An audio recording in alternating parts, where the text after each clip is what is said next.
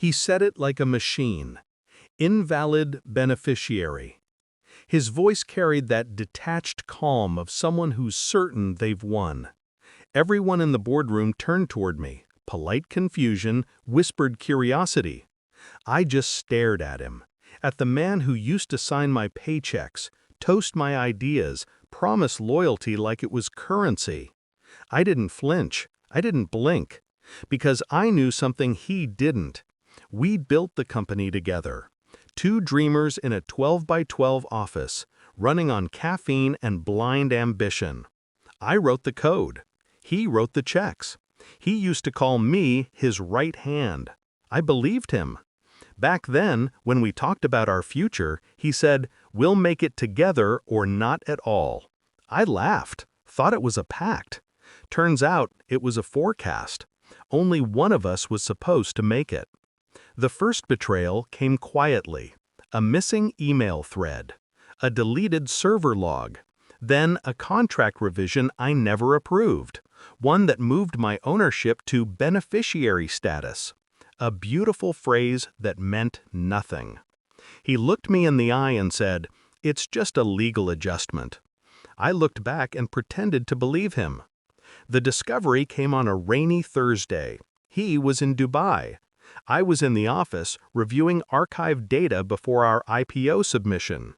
I found something he'd forgotten to erase. Article 15. Hidden under financial compliance logs. A clause that granted joint asset control in case of leadership transition. It bore two signatures, his and mine.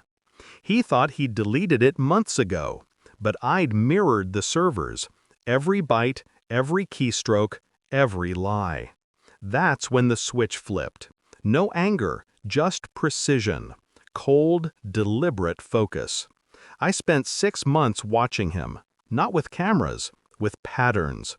I tracked his calls, his offshore accounts, his quiet meetings with board members he thought were loyal to him. I knew every whisper before it became a move. He transferred 38% of the company's assets to a holding firm in the Caymans. I traced the shell structure, built a digital trail connecting him to his proxy investors. Then I waited. The right kind of revenge doesn't shout. It breathes quietly until it's ready to strike. The meeting was for finalizing the leadership transition. He entered like a monarch, tailored navy suit, smirk polished to perfection. "As of today," he announced, "Mr. Khan's beneficiary status is officially revoked. The documents will reflect full ownership under my name." The room went still. I could hear the hum of the projector. My pulse didn't move. I clicked the remote. The projector screen lit up. Article 15, Co-Ownership and Beneficiary Protection Clause. Last modified by admin, 2 years ago. Active? Yes. Signatures? Both verified. His name glowed like a wound. And then my voice, calm as glass. Article 15 is not supposed to exist, remember? He froze. The board members leaned forward. Someone coughed. He laughed, a nervous, hollow sound. "This is fake, deleted months ago." I turned my laptop toward him. Not deleted, archived, and replicated.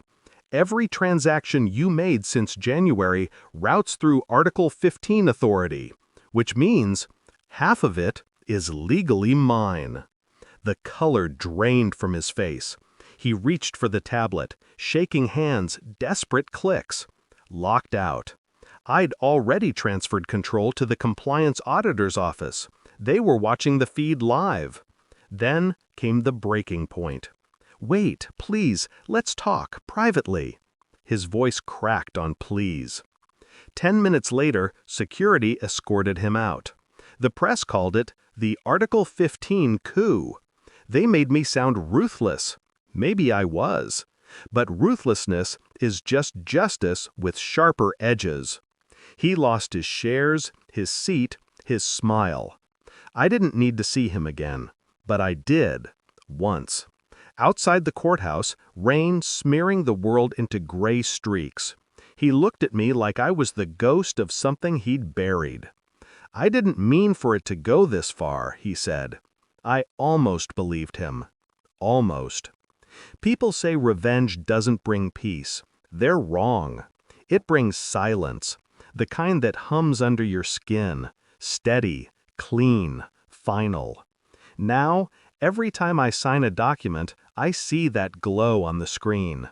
My name beside his, frozen in the system he thought he controlled. He created Article 15 to protect himself. He never realized he was signing his own execution. So when people ask what happened between us, I just say, he made me his beneficiary.